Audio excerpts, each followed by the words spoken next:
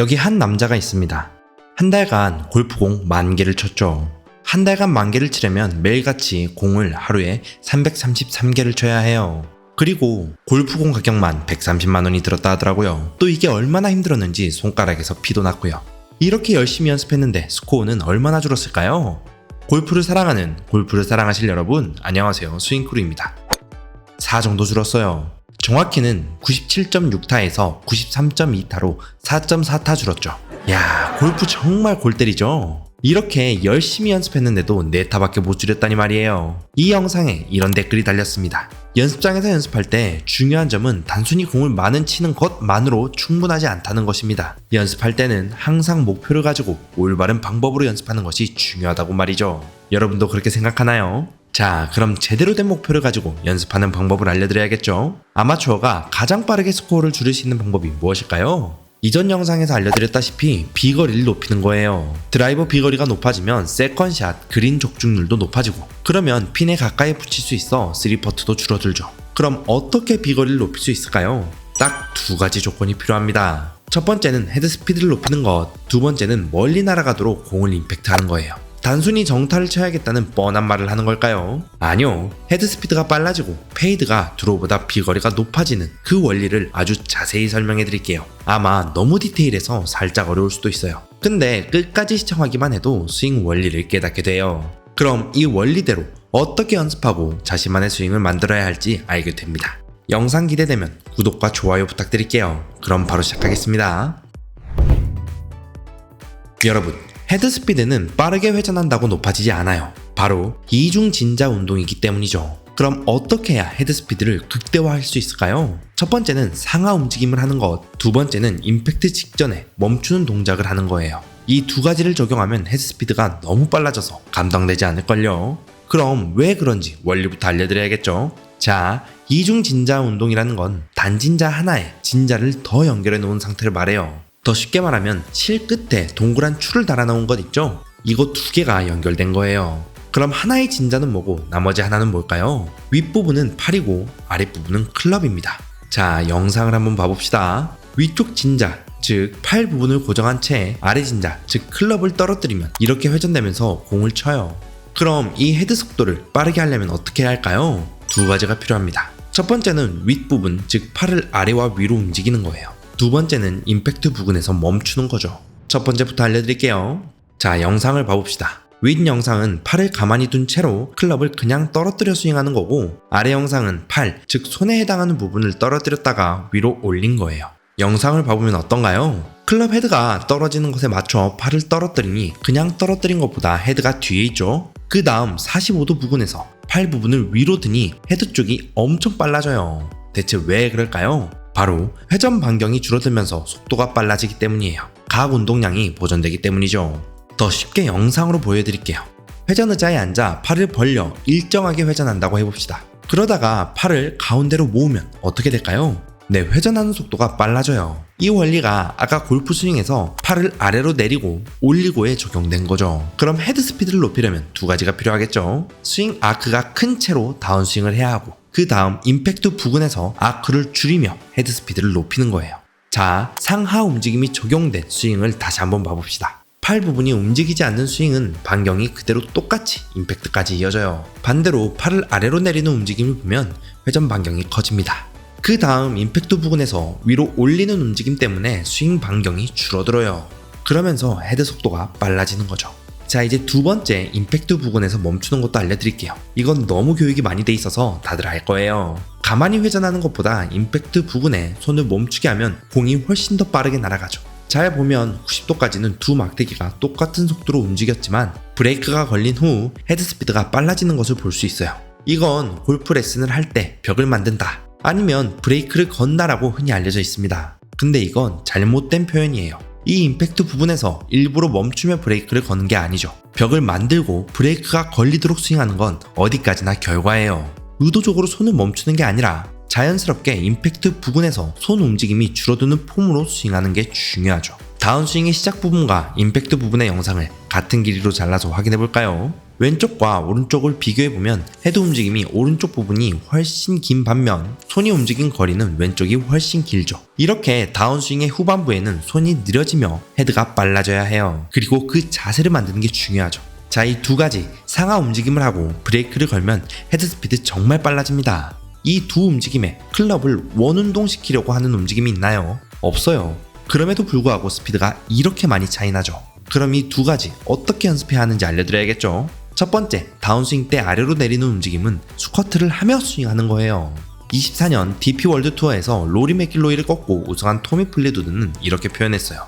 다운스윙의 첫 번째 움직임은 자신의 왼쪽 엉덩이가 뒤와 아래로 내려가는 것이라고 말이죠. 또 이 영상 많이 보셨을 거예요. 타이거 우즈가 다운스윙을 시작할 때 엉덩이를 뒤로 빼는 영상이죠. 그냥 골프 스윙을 보면 이런 자세가 없죠. 스윙에는 많은 부분이 숨어져 있습니다. 자, 이런 느낌으로 스윙하면 되는데 직접 몸을 움직이는 방법도 알려드릴게요. 이건 물건을 위에서 아래로 내리 꽂는 걸 연습하면 돼요. 집에 베개나 가벼운데 큰 물건을 집어보세요. 그리고 그걸 그대로 바닥에 던지는 거죠. 그 다음 헬스장에 중량볼을 바닥에 꽂으며 연습해보세요. 그러면 골반을 접으며 헤드를 가속하는 감각을 충분히 익힐 수 있습니다. 두 번째, 임팩트 전에 상체를 들면서 스윙하는 방법도 알려드릴게요. 이건 이전에 알려드린 디셈보 드릴을 하면 돼요. 자, P6 자세를 잡습니다. P6는 샤프트가 지면과 수평인 포지션이에요. 참고로 가만히 멈춰서 시작하는 게 아니라 약간 클럽을 움직이며 해야 해요. 여기서 왼발을 뒤로 빼며 몸을 들고 임팩트와 팔로우스루를 하는 거죠. 이렇게 연습을 하면 평소에 사용하지 않는 근육을 쓰다 보니 근육통이 느껴질 수도 있어요. 근데 비거리는 말도 안 되게 높아지죠. 클럽의 모든 에너지를 전달하는 방법이니까요.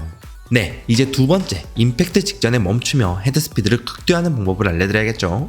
이건 두 가지가 필요합니다. 바로 레그와 브레이크를 만들어야 하는 거예요. 레그는 손목이 풀리지 않게 클럽을 끌고 내려오는 걸 말해요. 그리고 브레이크는 왼 다리로 거는 거죠. 몸통의 어딘가가 브레이크를 걸어야 합니다. 손이 아니라 왼쪽 다리예요.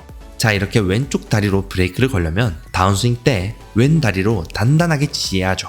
그러면 몸이 앞으로 가는 움직임이 멈춰지며 손이 천천히 움직이고 헤드 스피드가 극대화돼요. 이 훈련을 하려면 임팩트 순간에 왼쪽 다리가 고정되는 것에 집중하며 스윙하세요. 또 약간의 팁을 드리면 아까 설명할 때 팔 부분을 아래로 떨어뜨리니 헤드가 뒤에 있다 했죠? 이게 레깅입니다. 이렇게 앞으로 내려가는 움직임만 해도 레그가 만들어지며 헤드 스피드가 극대화되죠. 이렇게 헤드 스피드를 높였는데 공을 이상하게 치면 안 되겠죠? 공이 훨씬 더 멀리 날아가는 임팩트 방법 이어서 알려드릴게요. 흔히 공을 멀리 보내려면 드로우를 쳐야 한다고 하죠. 근데 사실 드로우보단 페이드가 거리가 많이 나갑니다. 왜 그럴까요? 먼저 드로우와 페이드가 뭔지 알려드릴게요. 드로우는 공이 오른쪽으로 출발해서 왼쪽으로 휘어서 돌아오는 구질이고, 페이드는 공이 왼쪽으로 출발하고 다시 오른쪽으로 휘어지며 돌아오는 구질이에요. 그리고 파워 페이드를 치면 여러분 비거리 미친듯이 높아집니다. 그 원리와 방법 바로 알려드릴게요. 자, 공을 멀리 보내기 위한 필수적인 요소 두 가지가 있습니다. 무엇일까요? 헤드 스피드가 빠른 것, 어퍼블로우예요. 여기에 한 가지 더 추가하면 낮은 스핀량이에요. 첫 번째 헤드 스피드는 가장 스피드가 빠르기 직전에 임팩트를 해야 하죠. 그럼 언제 헤드 스피드가 가장 빠를까요? 이전에 알려드린 것처럼 회전 반경이 가장 적고 손에 브레이크가 걸리는 순간이에요. 이렇게 회전 반경이 작아지려면 위로 드는 동작을 할 때고 왼팔이 그 역할을 수행해야 하죠. 그러므로 왼팔과 골프 클럽이 일직선이 되는 이 근처가 회전 반경이 가장 작아지고 브레이크 효과도 작동하는 부분이에요. 그래서 임팩트 직후에 왼팔과 샤프트가 일직선이 되는 선수들이 많죠. 이렇게 임팩트 장면을 보면 바닥에 있는 고무줄을 잡아당기는 느낌이에요. 이게 바로 당겨친다는 의미입니다. 야구도 보면 우타자가 왼쪽보단 오른쪽으로 공을 멀리 날리기 쉽죠. 그걸 당겨친다고 하는 이유가 바로 그거예요. 그럼 이렇게 당겨지는 순간이 정면인가요? 아니요, 정면보다 왼쪽입니다. 클럽 헤드가 최하점을 지난 다음이죠. 자, 이렇게 힘을 가장 강하게 줄 수 있는 순간이 정면보다 왼쪽이라면 인사이드 아웃 궤적이 가장 이상적으로 공을 멀리 보낼 수 있어요. 비거리의 두 번째 요소, 어퍼블로우로 임팩트 할 수 있기 때문이죠. 인투인 궤적은 헤드의 최하점과 잡아당기는 구간이 일치하고, 아웃인 궤적은 클럽 헤드가 가장 빠른 구간이 최하점보다 전에 있어요. 반면 인아웃 궤도는 최하점보다 앞에 헤드가 가장 빠른 구간이 있죠. 이 잡아당기는 구간이 말이에요. 자, 그럼 여기서 이런 의문이 들죠. 인아웃 궤적으로 스윙하면 드로우가 되는데 왜 페이드가 거리가 더 많이 나가는 거지? 하는 의문이에요. 자, 기본적으로 인아웃 궤적이 드로우를 치는 건 맞습니다. 당연히 임팩트 때 스윙 궤도가 오른쪽으로 향하기 때문에 드로우가 되기 쉽죠. 근데 아까 헤드 스피드가 가장 빠른 구간이 언제라고 했죠? 네, 왼팔과 클럽이 일직선이 되는 부분이에요. 이 구간이 공을 지나고 난 다음에 있어요. 그래서 이 가장 빠른 구간에 임팩트 하려 하면 스윙 궤도가 왼쪽을 향할 때 임팩트를 해야 합니다. 그러면 이렇게 스윙 플레인의 왼쪽 부근에서 공을 치려면 어떻게 해야 할까요? 첫 번째는 스탠스를 닫아 스윙 플레인을 약간 오른쪽으로 회전시키는 거예요. 스탠스를 닫는다는 건 이 오른발을 뒤로 빼는 거예요. 두 번째는 스탠스를 넓혀 스윙 플레인을 약간 오른쪽으로 이동시키는 거죠. 이렇게 스윙 플레인을 이동시키는 걸 앞에서 보면 어떻게 되나요? 네, 클럽 헤드가 올라가는 경사가 더 가팔라지죠. 그래서 티를 높게 꽂아야 합니다. 이 세 가지는 로리 맥길로이가 드라이버 비거리 레슨을 할 때 알려준 거예요. 스탠스를 넓게 하고 오른발을 살짝 뒤로 빼고 티를 높게 꽂는 거죠. 그럼 어떻게 인아웃 궤적을 만들 수 있을까요?